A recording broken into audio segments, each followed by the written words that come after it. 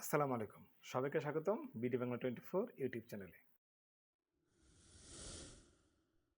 আজকে আরেকটি বিষয় নিয়ে কথা বলবো, সেটা হচ্ছে আমাদের সোনালী ওয়ালেট যারা ইউজ করেন বা অ্যাপসটি ইউজ করেন তারা হচ্ছে আমাদের স্মার্ট গ্রাহক। আর স্মার্ট গ্রাহকটা হচ্ছে আমাদের জন্য মূলধন। তারা ব্যাংকে আসে না, কিন্তু আমাদের যে কাজগুলি ফিজিক্যালি করার কথা বা আমাদের ব্যাংকে এসে যে কাজগুলি করার কথা, আমাদের সেই কাস্টমারগুলো নিজেরাই নিজেদের কাজ করে নেয় এবং ব্যাংকের সময় এবং নিজের সময় উভয় সময় তিনি সাশ্রয় করে থাকেন। আমাদের সোনালী ওয়ালেট যারা ইউজ করেন তাদের অনেক সময় কোনো কারণে ফোনটা হারিয়ে যায়। ফোন হারিয়ে গেলে কিন্তু মনে রাখবেন তারা অ্যাপস ইউজ করতে পারবেন না। নতুন সেটে অ্যাপস ইউজ করতে গেলে অবশ্যই সমস্যা দেখা দিবে। আর অনেকে একটু ক্ষুব্ধ হন যে আমি নতুন সেট নিয়েছি, কেন অ্যাপস ইউজ করা যাচ্ছে না।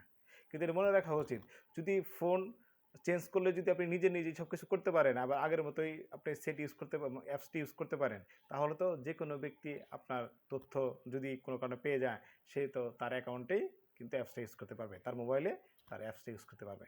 সেই কারণে এটা সিকিউরিটি পারপাসে নতুন যখন সেট নেবেন তখন আপনাকে কোনো পারমিশন দিবে না সেটা ইউজ করার জন্য। এর জন্য কী করতে হবে, এর জন্য আমাদের কল সেন্টারে ফোন দিয়ে বলবেন, স্যার আমার ফোনটি হারিয়ে গিয়েছিল এবং নতুন সেটে আমি আমার অ্যাপসটি ইউজ করতে পারছি না, এখন করণীয় কী।